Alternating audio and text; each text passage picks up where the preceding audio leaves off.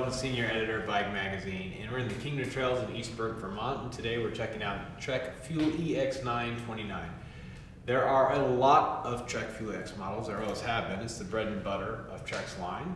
There are in fact 13 models this year. This is the highest end aluminum model and it sells for $4,000, but you can get into a Trek Fuel EX for just a little under $2,000 and it goes all the way up to $8,400. We really wanted to get this bike. It's aluminum, it's not carbon, but it doesn't really matter because this thing is so well equipped. This is the only one that has a Fox 34 130 fork. It's a little bit more aggressive. The component spec is outstanding. SRAM X1 1x drivetrain, RockShox reverb post. They went Boost 148 this year, stiffen up the rear end. There are a lot of cool things going on, but that's just me. What do you guys think?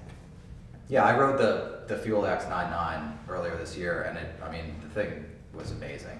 But what I did wonder was, what would this thing feel like with the 130? And now I know. And it slackens it out. I mean, this is still not by any means the slackest 29er trail bike out there at all. It's about 69.5-degree head to bit, I believe. It's still pretty, Could be two sort of on the versions. XC side, but So you could do it 69.5 or 68.5, right? Right, because Yeah. it has a high low Suspension. position. Yeah. Yep. And not being the carbon one, not being the lightest, featheriest feeling bike, I don't think that a longer slacker fork is out of place. I mean, it feels right at home on this bike. It's definitely not the lightest bike in the test. It's 29 point something. Yeah. I mean, there's no need to try and force it to be the most touchy, most subtle feeling bike. I mean, it's going to be something that you're going to feel comfortable plowing downhill on. Or does it do that? Sure. Is it Yes. good in technical terms? Yes. Thanks a lot to that reactive rear shock. Oh, let's talk about that. Yeah, so it's got the Fox reactive rear shock, which before you can only get on the Remedy 29, right? I'd say you get the advantage of having the firm, what used to be called the trail setting on a Fox rear shock, where you can push into it a little more confidently. You know, when you're climbing, you're not sinking quite as much into it. But when you hit a sharp edge, it might as well be in the soft setting. Yeah, it does butter Yeah. things up nicely. It's that good. It's that Yeah. big a difference.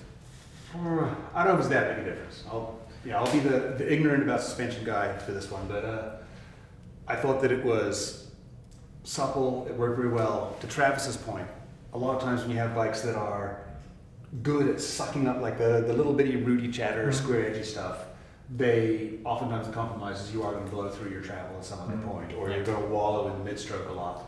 And to this end, it didn't do that. So yeah, it succeeds at that, but it's not like a magic bullet and bumps just disappear completely. right, yeah. But it does feel, for me, it feels dramatically different than the other shocks, whereas you ride multiple different bikes and you're finding kind of the nuances between Yeah. the suspension feel. You get on this and you're like, that's different. Yeah. That high setting is a perfect option for anybody who's a little worried about the fact that on paper it doesn't sound like a great climbing bike, a little heavier, a little longer fork. Right. So if the numbers worry you, which they never should, you got to ride it. But if the numbers worry you, you've got that option to give you a little bit of boost on the climbs. But I had no complaints either way in the low or high. Like climbing, I thought it was actually a very composed, good, just solid platform for sitting down and pedaling up stuff. It was Yeah. good. What I just noticed the most about going from low to high was how much quicker it would just bang into those Okay. corners, even though that it raises the bottom bracket a fair amount. About half an inch, yeah. Yeah, it's a pretty significant change actually when you just take those chips out of the seat stays and knock it forward.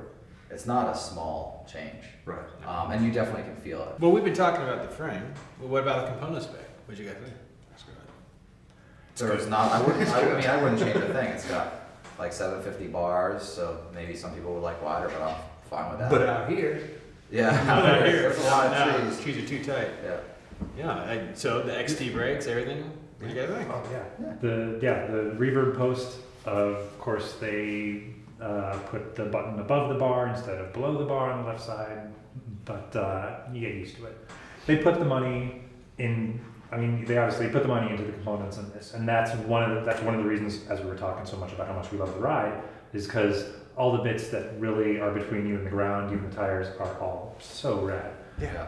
So Bontrager's been doing a really fabulous job with tires in the last Tires were several good. years. Huge improvement over because in the past that was not the case. Oh yeah, and now they're so good. I mean, I even put them on my dream build this year because if I like didn't test bikes for a living and I worked outside the industry, this would be one of the bikes I would look at for sure. Like this, there's nothing I would change about it, and it's a reasonable price.